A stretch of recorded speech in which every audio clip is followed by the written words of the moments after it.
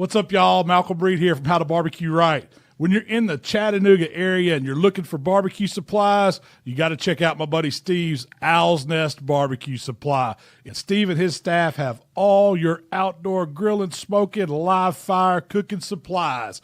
You can find my Killer Hog stuff there, plus a ton of other cool stuff. So y'all stop in and see Steve. Tell him Malcolm sent you.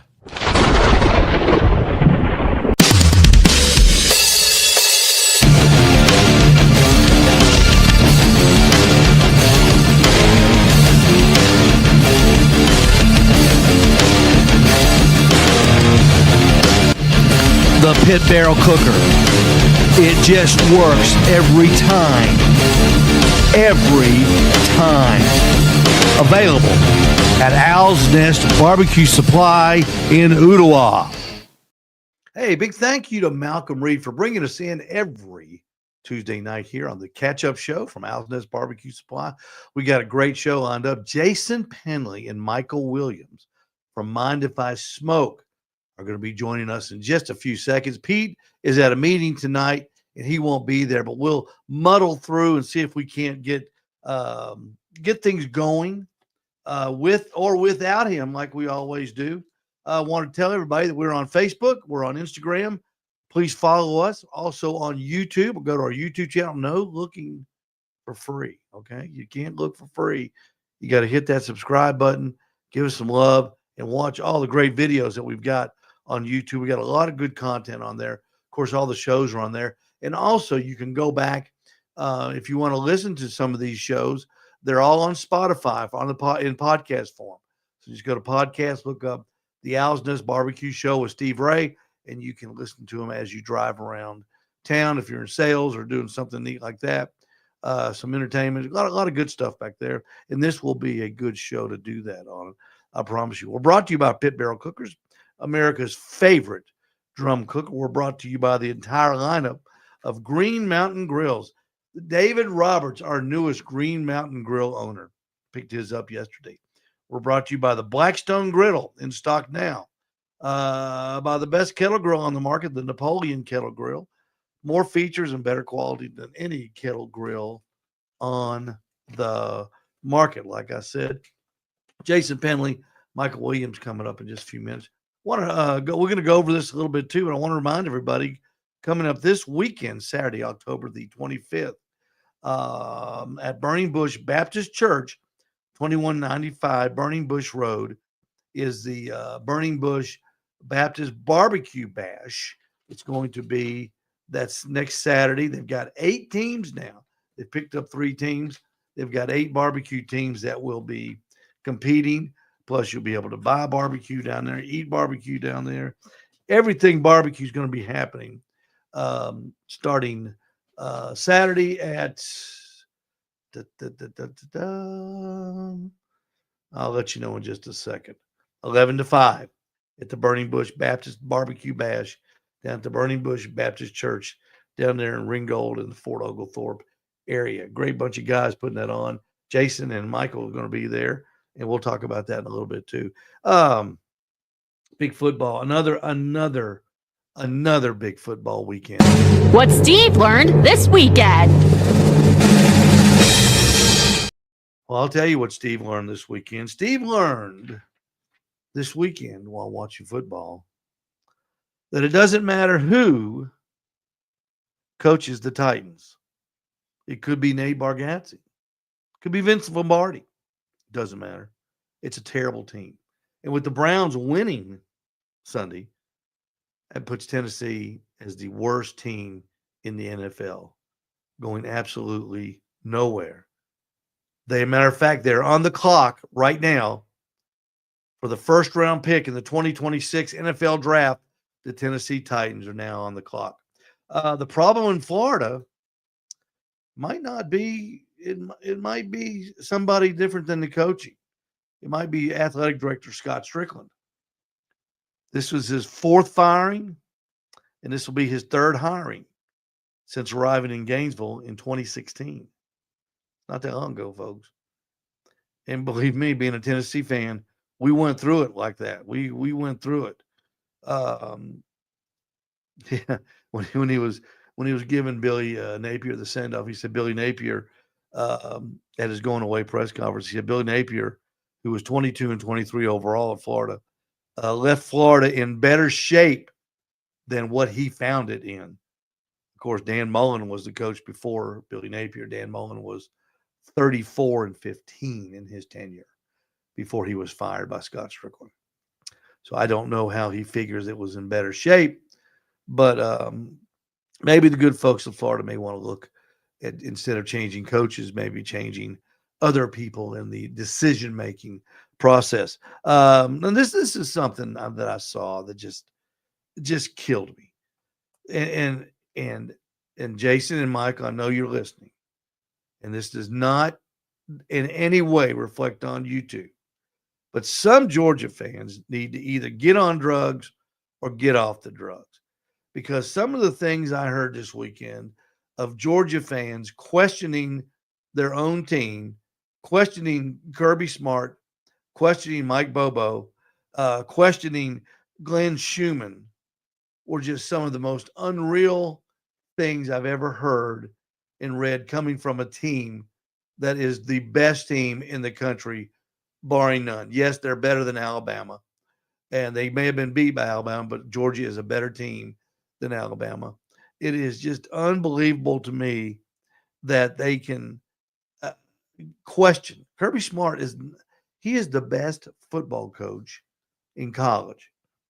He's the best football coach in the pros. He's the best football coach in high school. He's the best football coach in big league. He is the best coach in the United States. Georgia, you're lucky to have him. And he went there. And that's what makes it even more special. So, my gosh, come on, folks. Give the guy some luck. You know, it's like Nick Saban said, people get mad because they don't win like you want them to win. It doesn't matter how you win. It's just win, baby. George Allen said, just win, baby. And that's what Kirby Smart does week in and week out. He finds a way to win. And that's what you do when you're the coach. I wish our coach would find that magic. And maybe someday he will. But right now, Kirby Smart is the premier coach in this nation. Love him. Send him thank you cards. Send him flowers. Send him, I don't know if he drinks or not. If he does, send him bourbon. Send him your heartfelt thanks, because Georgia, you're lucky to have Kirby Smart. He is the best coach in this country. And the last thing that we learned this weekend was everybody wants Lane Kiffin. Lane Kiffin has had an epiphany. Lane Kiffin is enlightened. He's in shape. He's wonderful again. He's patching things up with his family, which is great. He's doing all these great things in his personal life, and that is the most important thing he can do. I tell you, that is the most important, more important than football or anything. But he still can't win the big one, can he? Can he, Georgia fans? No, he can't. He still can't win the big one. So, you Florida fans, be careful what you wish for, okay? You know, everybody says, oh, he's a great coach, but he just can't win the big one. Jim Franklin got fired. James Franklin got fired. Just can't win the big one. Well, it's a big list of those guys, and Lane Kiffin's on that list. So careful, Scott Strickland. Careful. There they are. Two of my favorite Georgia fans. Listen. We are pro Kirby around here. We are pro Kirby. I know you are. I know. Well, there's one decision that he's made this year so far that I question. And that's why in the world he did not kick for 3 and go into overtime with Alabama. I question that. I still question that. Mm-hmm. I hope he questions it, because he should. But listen, Mike Bobo, terrible. Got to go. But now you're kidding. You're kidding me. No. Are you serious? Listen, we done got rid of him once, and dang if Kirby didn't bring him back. Now his son's playing there. We're stuck with the guy. We're anti-Bobo here. Yep. He is T-Rash. Unbelievable. But listen. On another note, you're talking about the Titans being possibly the worst team. Okay. Does that mean that Tennessee has 2 terrible teams in y'all state now? No, it doesn't. It doesn't at all. Yeah, you got one team in Knoxville, one team in Nashville. Hey, when let me tell you, when the smoke clears, we will be in the tournament. We will be in the tournament. All right, well, let's set up this scenario. All right. Georgia, let's say Georgia has 2 losses and they have to play Alabama in the SEC championship game. We're beat again. Okay, so you get beat again, right? Well, now that didn't happen the year that we played them twice. They beat us once, and then we beat them for the SEC. Okay, what if they beat you again? Then you have 3 losses. Do you still? I mean, it could happen. And then Fire Bobo. Yeah, it's Bobo. Fire Bobo. I know. Neither of you do drugs, so both of you need to get on drugs. Listen, this is the mayor and the assistant mayor of Realville. Realville. You guys are too much. God, you're spoiled. You're spoiled rotten. You're spoiled. We were spoiled when Todd Monken was our OC. We were spoiled. You just wait when Kirby's had enough and he says, "I'm going to go to Knoxville. I want to go to Knoxville." Well, I will never wear orange. I will never wear orange. It looked good. Well, it would clash with your hair, Jason. Yeah. Yes. All right, you 2 guys. Let's talk about the Burning Bush Baptist Barbecue Bash that's coming up Saturday. I know you're putting it together. Yes. This thing's getting exciting now. Got 8 teams. Well, we did have 1 team drop out, so we're back to 7. But it's okay. First year, I'm not going to complain. It's kind of wild too. I had a fella, Michael, shared the little flyer thing post in one of the competition groups, and I had a fella that was messaging me, and of course I Facebook stalked him, and it was pulling up Charlotte. So I sent him a message. I was like, "Are you from Charlotte?" He said, "I am," and it's a father, a son, and a granddad team. The son lives in Charlotte. The father lives in Memphis. Grandfather lives in Savannah. They're all 3 meeting here and going to compete in our contest. That is awesome. Yeah, so that was pretty cool. They're definitely traveling the furthest. But yeah, hopefully this thing goes well and grows. And I'd like to see it become a KCBS event one day. We don't really have a KCBS event local to the Chattanooga area. We've got Calhoun. Well, you've got Honeybee. We've got the Honeybee. Yeah. So, but I would like Jason, this is exactly the way the Honeybee started. Yes. It's exactly the way the Honeybee started. Yep. And isn't it neat how barbecue brings people like that family together? Yes. Oh yeah. They say, "Hey, there's a little contest up there in North Georgia. Let's all meet there and do this contest. We'll have a big time." I love it. I love it. I wish I could be there. I really do. I mean, it's a safe space for Tennessee and Georgia fans. Now hold on now. I don't know about Tennessee. That's all right. We may meet you in the tournament. Who knows? 7 teams. That's still good. If anybody wants to get in late, can they? Possibly. The registration link is closed. So I don't know how that would work. I could work it out. If they do, tell them to contact me. If you talk to anybody, tell them to contact me and I'll see what I can do. I'm going to try not to turn a team away. Yeah. But I don't know with the registration, and I've already turned the numbers over of what payouts are what, dealing with the money. One thing that's very nice is, of course, I didn't have a huge pot to deal with. Hopefully, if this continues on, we can get some sponsors. But I was able to take 100% of the team monies the registration fees and turn it right back around into payout. Yeah. So we are paying out top 3 places. This is a rib and chicken event. Just like Michael and I have been doing in Alabama. We're paying out top 3 places in both categories with an RGC and a GC payout. That's great. So we're paying out 8 spots total. They can't pass the hat at church for one more. I really didn't ask them. I was kind of hesitant to ask to do a cash payout in a barbecue contest at church. So, some churches frown on it, but it has worked out. They allowed me to take all the money that we took in and put it right back into pay. Well, that's good. Yeah. And Jason and Michael, this is what it's going to take for a contest to become to keep going, you're gonna have to have it. You're gonna have to have something like a church, city, Yep. chamber of commerce backing you, giving you a spot to set up where it doesn't cost you anything. To keep these things going because it's so expensive to put one on. And Jason, as you're seeing, it's expensive to keep one together too, isn't it? Yeah. People come in, people leave. Yep. And they think that it's they think, oh, that's okay if I back out. No, it ain't okay. Right. I mean, it's it's a hardship because you got everybody. Yeah, now you've already got everybody set up on where to be. Yep. And If somebody it's okay. drops out. We deal with it. We're still kind of fluid at this point, but I mean, it would have been nice because it would have made the payouts better, and I know that's what a lot of these teams are shooting for. Some teams trophy chase, some teams cash chase. So either way, we've got trophies and cash. So, but I like them both. Right. Yeah. Yeah. Well, in a small contest like this, I'm not so sure. Finding a charity and giving them the money and then just have some nice trophies for the winners.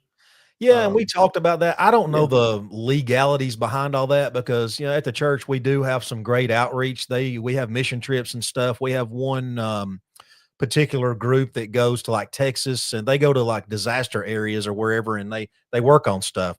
But I don't. Our financial person was a little iffy on how to do those funds. I don't get into all that. So I was like, look, these guys like cash. They're coming to compete. Let's pay it back out. It never hurts. I know my church always sends mission trips down to Las Vegas. It's great. It's great. I might need to join your church. It's the church of what's happening now. All right.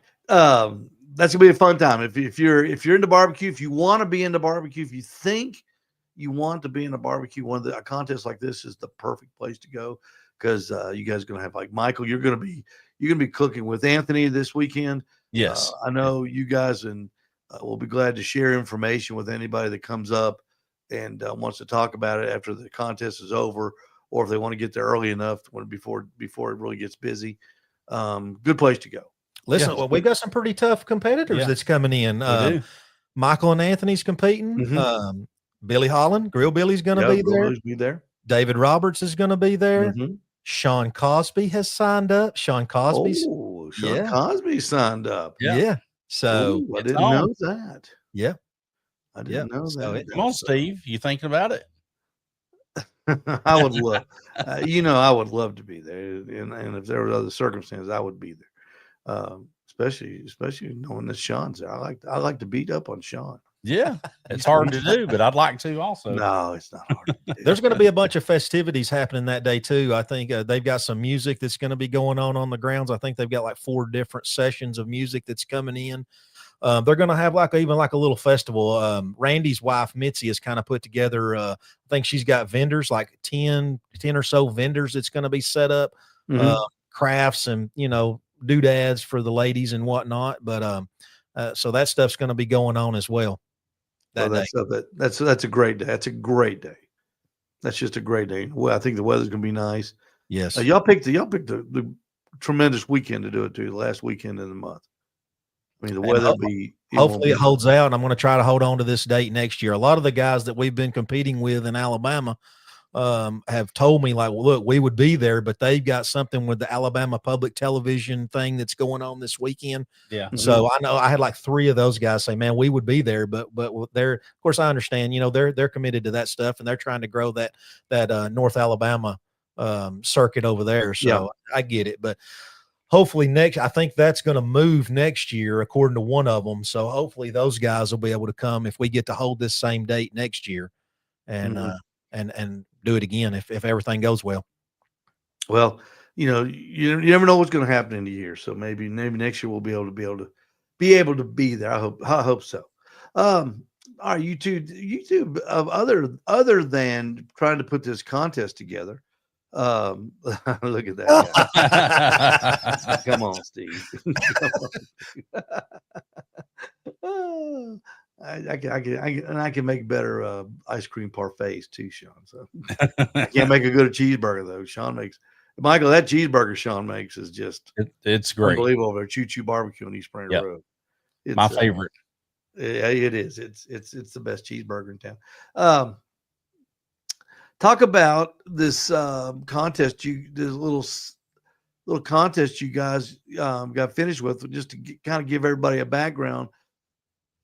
Michael and Jason competed under the Mind If I Smoke banner. There's what was that, 5 tournament series? Yes. Was it down in Competition Alabama? series, yeah. It was a Kansas City Barbecue Society backed, sponsored event for what they call the backyard division. And when you participated in this series, whoever had the most points at the end of the series was the series winner. And you guys got close. We did. Yeah. But second place is pretty darn good with that bunch. Yeah, it is. I mean, you're cooking against legends in Yeah. Alabama. So it's tough. It's a tough crowd. In which were the same meats that y'all cooked every contest? Yep. Chicken and ribs every time. Chicken and ribs. Yep. And so let's talk a little bit. I wanted to get y'all on last week, but Jason had a scheduling snafu. The last one was in, I think, Scottsboro. Mm-hmm. Yes. And let's talk about the Scottsboro event a little bit. Where was it at? How was it run? Was it good, bad? Was the setup place nice? Oh yeah, that's a very well run contest. Yeah, it is. It's kind of right there. I say on the square. It's like right downtown Scottsboro and right in town. It's the Scottsboro First Baptist, Scottsboro Baptist Church. It's in their parking lot, and they've got a little field area. Yeah, and everybody sets up in the little field area. That fellow that puts it on is Tim Watts. Tim Watts. Yeah, I believe that's his name. Tim Watts, very nice guy. Puts on a great show over there. This year, Robert and Lex was the reps, KCBS reps, and they, of course, they do a fantastic job. So yeah, that's a great contest, and it's close to home. That's another one that if anybody else in our area is interested in trying barbecue, that is a sanctioned event, and it's a well-run contest. Yeah, that's a big festival event too. They have we can't see it from where we're competing, but they have like a big to-do going on over in the streets and in the square area. Yeah, music and stuff going on. How many teams were in this final one? 31, 30 or 31. Wow. Yeah. I mean, they've all averaged about 30 teams or more. Yeah. And that's just in the backyard division. Yeah. Backyard. Yeah. No pro teams. Yeah. Every one of these events that we've done have been all backyard only. But these are backyard pros, I'm telling you. Yeah. Yeah. Well, it doesn't matter if you're cooking pro or backyard, you're still competing. And I've always said if you show up, there's only 2 teams and you win, you still win the contest. So, it's better than not winning the contest. So let's see. Michael, I'm assuming you were the rib man, and Jason, I'm assuming you were the chicken man again. That is correct. Yep. Because you both have had tremendous success all during the series. Well, the last 2, the chicken fell flat. The last 2 contests. That's to be honest with you, that's partly what knocked us out of first place. Well, I know that I think the third. Was it the third one you got 180, a perfect score? I got 180 at the Honeybee this year. I didn't get a 180 with Michael. Michael and I GC'd at Ditto Landing at Huntsville. Yeah. Okay, which one was that? That was the third in the series, number 1, 2, 3. Number 3. That was 3. All right, and GC for people listening, they won it. They have a weird name for it called Grand Champion, but they're the winners. And so y'all won that. Over 30 teams, I'm sure, were there too. We did, yeah. And Jason, what was your chicken score there? 170. You were what, second or third? Third, I think. Yeah. Third. I think I had a 178, 7 or 8, and 178 and some change. Yeah, it was tight, but I mean, I was knocking on the door of 180, but yeah. What do you think? What do you think happens, Jason, in the judging tank? Because I'm assuming that you cooked the chicken the exact same way. Same way. Nothing. What'd you cook on? What drum? Drum. Okay. Yep. Which gives the best flavor of any. Oh yeah. Oh yeah, drum chicken, drum ribs. I mean, I absolutely love the flavor that the direct charcoal imparts. Anything drum is good. Yeah. Yeah, absolutely. Michael and And, I have kind of talked about that though, as far as what, like, of course, you always question what the heck did I do wrong? You know what but competing is it's a stressful thing. Like, to be honest with you, it's like we're chasing a moving target almost. Mhm. And to explain that, there is a KCBS standard, and these judges they're certified, they're trained, they go through the KCBS classes and all that, but their taste is still different. And it's a lot of them's the same judges, but you might land on a table where they just absolutely love your food one week, and then you might land on a table the next week and they just don't like it. Well, and you get a table that you get 3 judges that give you perfect scores, and then 2 judges that give you a 988 or a 987, and then that kind of kills you. Kills you. So, Yeah. there's good tables and bad tables. It's a head scratching sport, no It doubt. is. Yeah. For sure. No doubt, especially with the chicken. Michael, see your ribs. This last one was what, third? And at Scottsboro, Yeah, second place. Second. Yeah. second place. Okay, Yeah. so that's With a 177, 176. I don't know, 170 something, 177, well, second 78. place. So Yeah. Yeah. and Jason, where did the chicken finish at? 16th. Was it? I think it's 16th. One. So about the middle of the field, sounds like. The last two well, the other one I was kind of a little bit below pack, but I've kind of felt about mid pack with the chicken. I think it's a tenderness thing. I don't think I quite nailed my tenderness. And they say if you can nail the tenderness, a lot of times taste will follow. Yeah. So, and that's your heavier weighted scores in this scoring system. We have no problem nailing appearance. Every time it's 9 straight through the board on appearance. But the tenderness, I think I didn't push my chicken quite as far as I needed to, and I feel like I might have had a little bit of tug on the bite, and that probably hurt me some. Now, for those listening at home, when you're cooking chicken, if you want it more tender, do you cook it longer or to the minimum safe temperature of 160? Oh, no. I'm going way north of 165, way north of that. Yeah. So if you want it more tender, I hotter. cook it longer. Cook it longer, you get it more Okay. tender. All right. Yeah. And Hotter. I guess you're trying to render whatever fat is left after you've tried to scrape it all off and got it all off.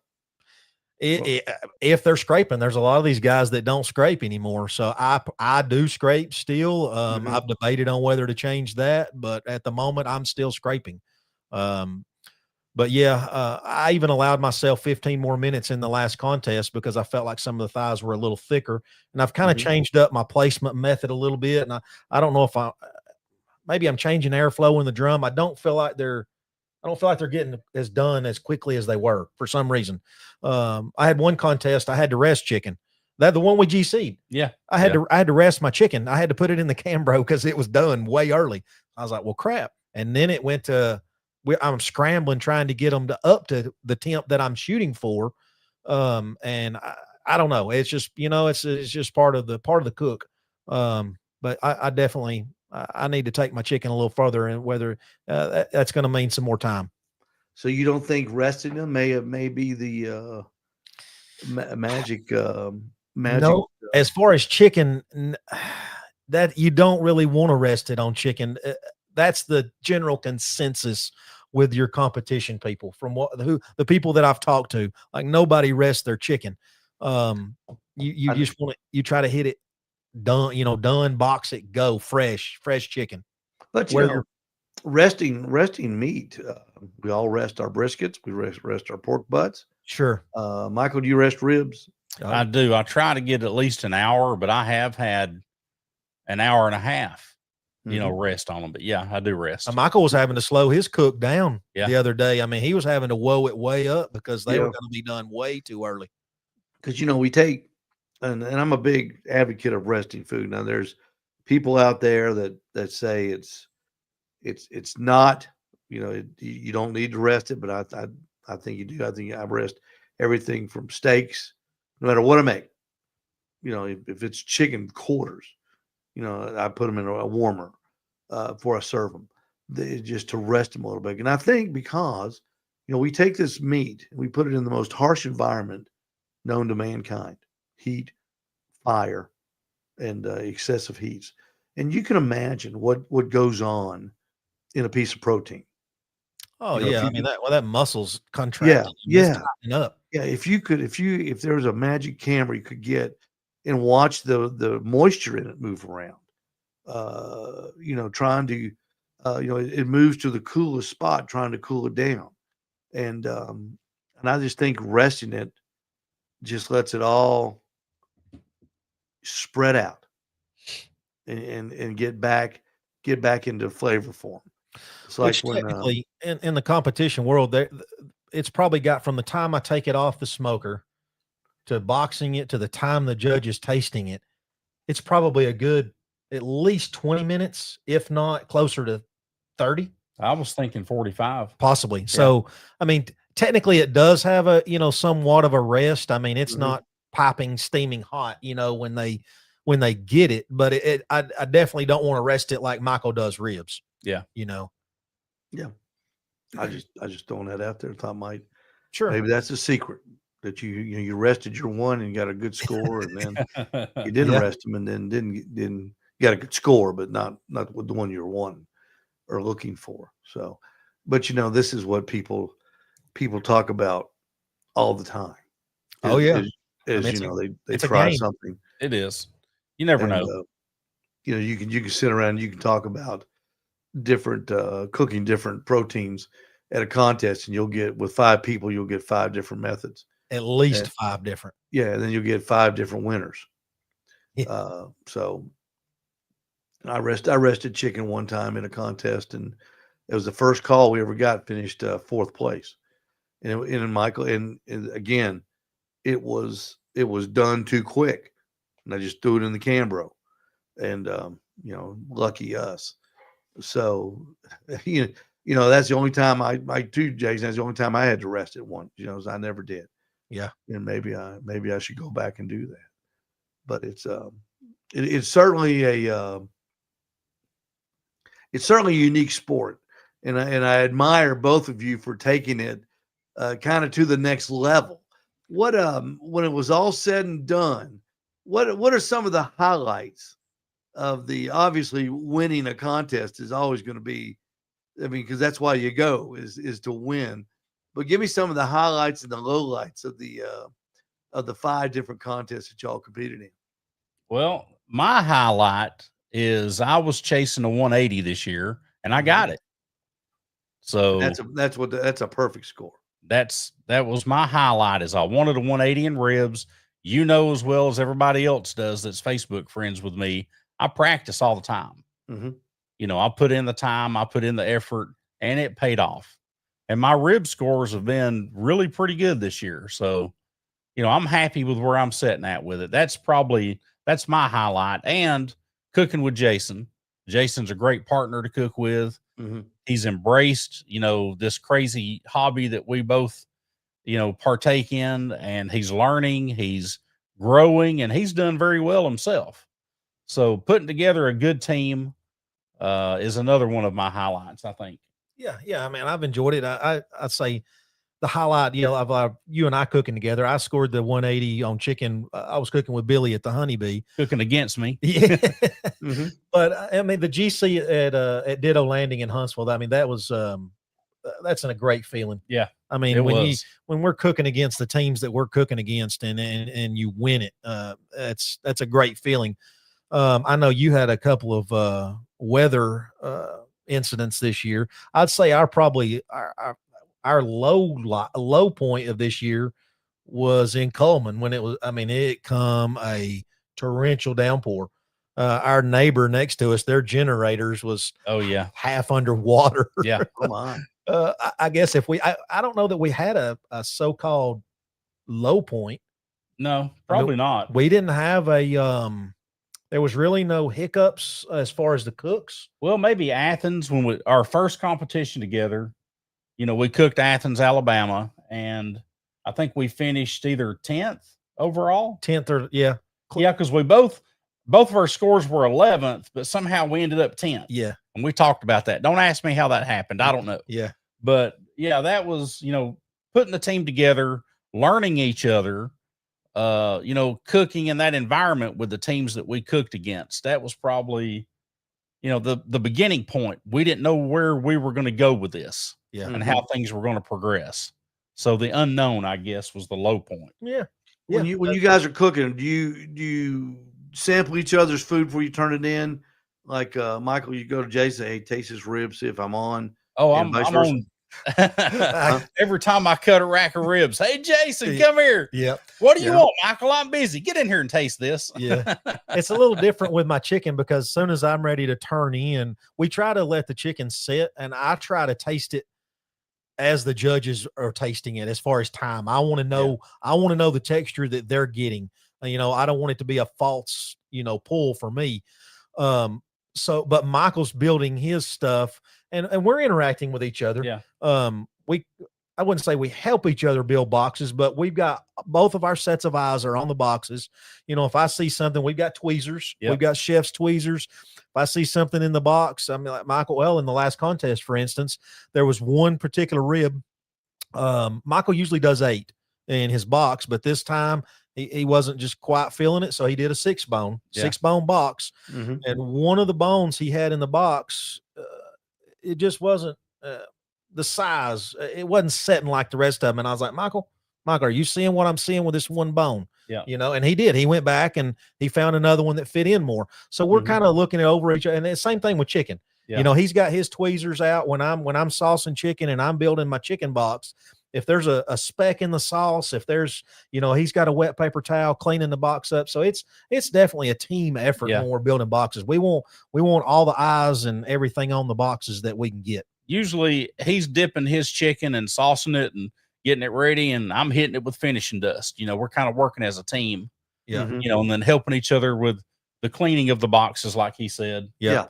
And then when I get back from turn in, because my turn in's always first, I'm looking at my watch and I'm telling Michael, hey, it's 12:10, it's 12:20. Yeah. And he's in there doing his thing. He's picking out, his ribs, and then I'm tasting and I'm trying to give him the most honest feedback of what I can. I'm telling him what sweet I'm getting, what heat I'm getting, what I feel like it needs. And we're just constantly communicating and giving each other feedback in that I'd say the last half hour. Yeah. I feel like in a 2-meat contest like that, I would dare to say that that's probably some of the best tasting chicken and the best ribs turned in anywhere in any contest, pro or backyard, because you've got so much time to focus on just 2 meats. Yeah. And you don't have to worry about pork. You don't have to worry about brisket. You've got so much time. From a normal competition standpoint, it's very laid back. Yeah. It is. And don't get me wrong. I mean, we're not sitting around in lounge chairs. We're not playing Uno while we're waiting, but it's a lot more laid back than having to, when you're doing a pro, you're seeing, Michael's doing brisket. I mean, it's gung ho from daylight to turn in, on that type of stuff. And we don't have to get up wee hours of the morning. We normally inject chicken around 6 a.m. So, it's not terrible, but it's a lot more laid back. And I will say, I always tell people, to me, competition barbecue is not the best barbecue. But after this year, I kind of got a different opinion of that, because like you said, and we've become really good friends with a lot of these guys over there. They call themselves the 256. It's their area code in Alabama. And they've let us taste their food. They come over and taste our food afterwards, the leftovers that we've got. We've given each other feedback. After this year, I have tasted some of probably the best chicken and ribs that I've tasted. Yeah. Hands down. Yeah. And it's competition food. Yeah. It's amazing when you taste, especially chicken. For some reason, chicken tastes so different from different competitors. Maybe it's the sauce, the finishing dust, the injection or whatever. I was at the Jack one year, hanging around the table that they finish. They bring all the stuff to. They call it the grazing table, and there was a piece of chicken there that hadn't been bitten off of, and I grabbed and ate it. And God, it was, why can't I do this? Why can't I cook chicken this good? Well, there's Sean's an excellent chicken cook. Michael can cook chicken. Anthony is an excellent chicken cook. Yeah. So there's going to be some good chicken at our contest this weekend. Oh yeah, for sure. I will. Hey, we're going to wrap this thing up in just a second. We're going to come back to you guys. Hang loose. All right, we're going to pay a couple bills. We're going to tell you some more about the Pit Barrel Cooker. We'll be right back. This is Ned. He is the proud owner of a Pit Barrel Cooker. Ned, tell us what you like about it the most. It's an excitement every time you use it. Excitement. It's every time. I put a roast in there. My wife loved it. 3.5 pounds. Let's see, I've had steaks in it, cooked chicken in it, hang the birds in there, hung steaks, hot dogs. Put some seasoning on them and just hung them up with your little hangers here. Yeah. And just hung them up in there for about, a half hour, 45 minutes. Came out nice and juicy and tender. Hey, this is Steve Ray at Owl's Nest BBQ Supply Noodle Wall, and I am really excited about this. Eggs, sausage, bacon, Loco Mocos, for gosh sakes, on the Blackstone griddle. It's the fun part of your back porch. This is the fun station. This is where you all gather around and make great food. And we've got them now here at Owl's Nest BBQ Supply in Ottawa, and all the accessories too. The Blackstone griddle. Get yours right here at Owl's Nest. That's right. The Pit Barrel Cooker and the Blackstone griddle. Big hits. Man, fellas, the Blackstone griddle. Have you two got Blackstones? I do. Yeah. Jason?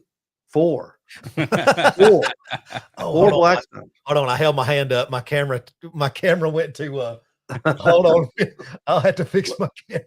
Now that's another show all on its own. 4 Blacks. Why in the world do you have 4 Blackstone griddles? Why not? That's I'm fixing somebody that sells them. I think it's great. There we go. I think it's great. Sorry, I have an auto tracking camera. If I hold my hand up, it goes into auto tracking mode. And I didn't think about that. One of those. Okay, what so you've gotten the taste of the series, kind of like chasing points. It is. It's about like chasing. It is chasing points. It's exactly what it is. Yeah. Yeah. And it's on a level that is it's financially it's doable. It's doable. Yeah, financially doable, financially responsible, I guess you'd say. Yeah. You're not spending the house payment trying to win a barbecue trophy. And the kids. Well, we've talked to a couple of people this month. One the other day, his partner didn't make it to Scottsboro. He said he's had 1 weekend off since July. Yeah. He's chasing KCBS. Well, he's the leading team in the nation. Yeah. Team of the year. Yeah. He's leading team of the year pretty handily right now. But yeah, he said he's had 1 weekend off since July, I think. I like the way y'all did it. I think those smaller contests, or the smaller series rather, are made for people that even one backyard contest, people just want to dip their toe in the water to see if this is for them, even if they do it once or twice a year. It's still fun. Everybody, I've always said that you can cook for your family and you can serve your family, and they say, oh, my mom and dad say my barbecue is the best they ever had. My cousins say, oh, it's great. It's because they love you.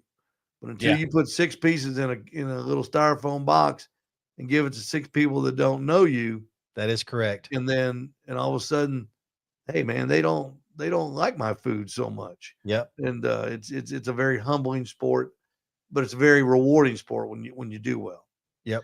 And I do think though, overall, that I think the judges get it right. I really do. I think overall they they get it right. They do. They do. we But may there's not. always that one at every table, every time. Well, that's the guy or the gal that says this barbecue isn't as good as my son's. Yeah, they Yeah. they My son cooks good barbecue. it's like they come in there mad, like they've had a bad day. They hate barbecue. Maybe you need to get a sign on you. They all walk around. They're all. You don't know who they are, but they're all walking around there. And maybe you need to get a sign and post it to your trailer that says, good barbecue doesn't have to be pretty, and pretty barbecue doesn't necessarily mean it's good. That's Yeah, right. that's right. That's right. Kind of put that in the back of their minds. Yep. And maybe that might help. Who knows? I've told Michael on my chicken, I'm like, I'll sacrifice one of these 9s in appearance for a tenderness or a flavor score. Yeah. Oh, absolutely. Absolutely. All day They're long. weighted, yeah. Yeah. Well, congratulations, guys. Second place. And what was the name of the series? Do you remember? 2025 Backyard Battle Royal. Second place. And then that's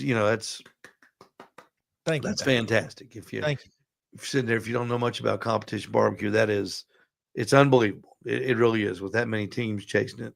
And they're doing it again next year. And the stipulation is you have to compete in all 5 to be eligible to win, of course. But they're doing it again next year. So we got commitment. Yep. Yeah. Yep. That's not bad though. It's like you were talking about a while ago as far as timeline, because I will say on average we had about a good month to a month and a half in between. We started in March. Yeah. We started in March and finished in October with 5 contests. So it's not bad. Yeah. And did y'all do any other contests in between there? Yeah. Yeah, I did one by myself. Glencoe, Alabama. Mm-hmm. I did one by myself, and I got a 3rd place rib and 15th chicken. I think that's right. Yep. I don't know where I think I finished 8th. 8th, though. I think so. You were top 10. You were top 10. Yeah, I was top 10. But yeah, that was fun. That's the only one I've done by myself this year. But no, you're doing by yourself. You're kind of busy, aren't you? Even it a was little more busy. Yeah. And hey, I want to give a big shout out to Billy Holland. Absolutely. In Scottsboro, Billy cooked some amazing ribs that to me had the perfect tenderness. I just want to say that Billy is really doing well, and I'm proud of Billy. And I look for him to do some really good things. Well, Billy Holland, who we're talking about, he not only does barbecue, he does chili too. Oh, he's fantastic. Yeah, he's a fantastic chili cook, and he runs around and competes in those chili contests. And wins. Chili Maga's coming up. Yeah. Yeah, and he wins or always finishes high. Yeah. So I will say though, like when we already had our little spot set up, and we were looking around like, man, where's Billy? We knew he was coming to Scottsboro. And y'all have heard me talk before on the show. Listen, I love when Billy Holland rolls in, Grill Billy. If you've never seen Billy operate, Billy operates on Billy's time. Yeah. I love it. I love the guy. I love watching him. I love his style. He just, man, he don't have a care in the world, but I've never seen him miss a turn in. No, not at all. He always makes it. Yeah. And man, he's got him a trailer and stuff now. And man, I like his little gig. He knows what he's doing. Absolutely. Absolutely. Yep. Well, you two, congratulations. Thanks for joining us tonight and telling us all about that contest series. Where can people, if somebody's interested in doing this, have both y'all KCBS members? Yes. Good. I'm not. I just operate under his, but our team, Mind If I Smoke is, yes. Yeah. Yeah. Well, Jason needs to join just to be a good guy. I'm trying to see if I'm going to like this stuff or not. Oh, you like it. A little bit late now. You're in it, buddy. I mean, it's just not expensive at all to join.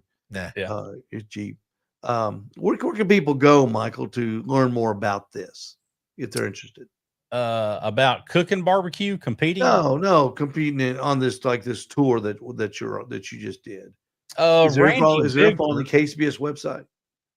I don't know if it's on the KCBS website or not, but Randy Bigler is the rep for it. That's the guy right there. If you want to compete in this series, okay, let's just call his name out. Randy Bigler. He is his phone number is 256-426-9374.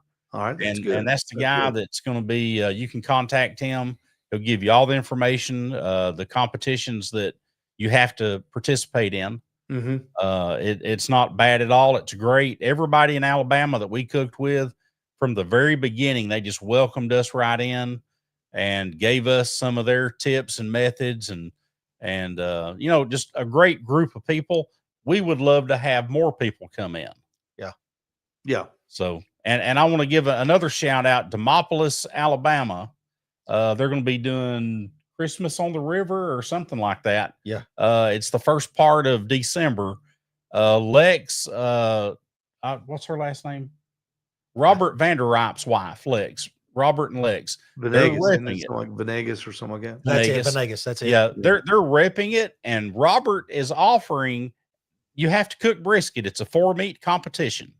Robert is offering a free brisket class to anybody that joins that competition that wants to learn how to cook. That's worth the entry fee by itself. Where's he having that class at? You have to call him and pay for the competition. You have to be in the competition. Okay. But he'll set that up. But I mean that you're getting a free class out of it. Yep. From one of the best, from Robert Vanderripe. From Robert, yeah. Yeah. That's pretty strong. That is. And he offered that. So anybody that wants to do it. That's like getting a ice cream sundae lesson from Sean. Yeah. Hey, you two, you're great. You're just fantastic. I appreciate you being on the show. Thank you for having us. Keep up the good work. And maybe someday I'll be able to join you out there. I would think of nothing I would love more. We're both doing the Atlanta Barbecue Classic. We'll be competing against each other in November in the Atlanta Barbecue Classic. That's a big one. It's all in fun. It is. Yeah, they have 80 teams signed up at the moment, and they're shooting for 100. That's fantastic. Yeah. That's fantastic. The more the merrier, I always say. That's right. Bring it. Yep. Bring it. All right. You guys come see me Saturday. Or no, good luck Saturday on the thank you. The Burning Bush Baptist Church Barbecue Bash. Thank you. We appreciate it. You betcha. All right, guys. Take care. Thanks for being on the show, Michael Williams and Jason Penley. Nice enough to stop by the Owl's Nest Barbecue Catch Up show and spread a little information, spread a little barbecue information with us. Everybody, thanks for watching. Thanks for listening. This is Steve Ray. I've got to go, and we are going to be heading out now. So come and see us at Owl's Nest Barbecue Supply in Ooltewah, open Monday through Saturday until 5 o'clock, Monday through Friday until 3 o'clock on Saturday, and we'll see you there.